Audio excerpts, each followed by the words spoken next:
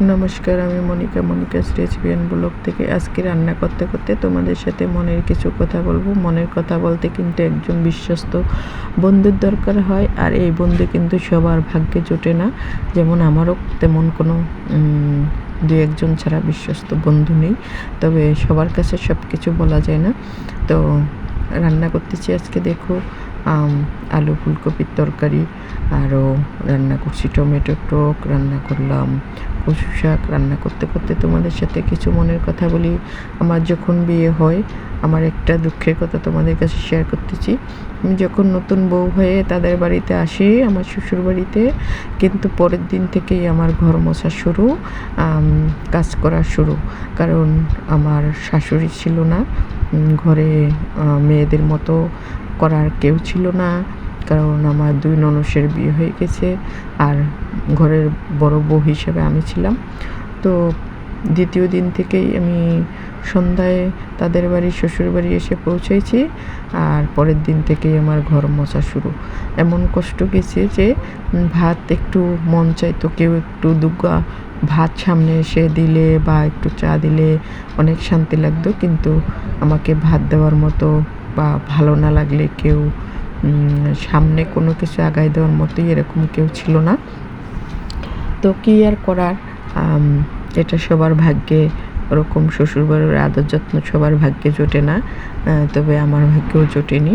এই যে দেখো, কচুর শাক রান্না করে নিলাম, আর কচুর শাকটা কিন্তু খুব ওই দিন ভালো হয়েছে। টমেটোর টক রান্না করে নিয়েছি।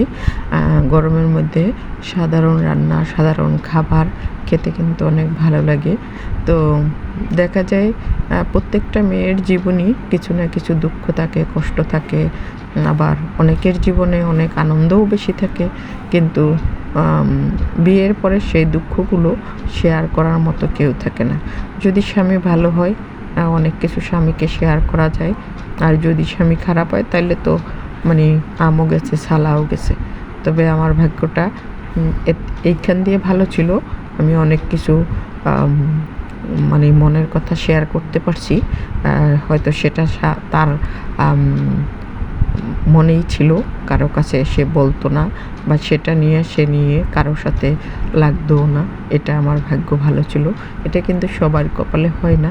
তো দেখা যায় যে প্রত্যেকটা মেয়ের জীবনে বিয়ের পর নতুন সংসারে, নতুন বাড়িতে, নতুন জায়গায় গিয়ে সব কিছু মানিয়ে গুছিয়ে নিতে একটা কষ্ট হয়ে যায়।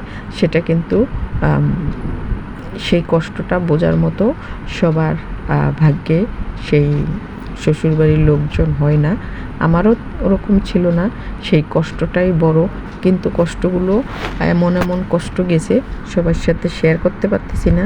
তবুও আজকে তোমাদের সাথে কিছুটা শেয়ার করলাম যে আমার বিয়ের পরে আমার দ্বিতীয় দিন থেকেই ঘর মোছা থেকে A to Z সব করতে হয়েছে।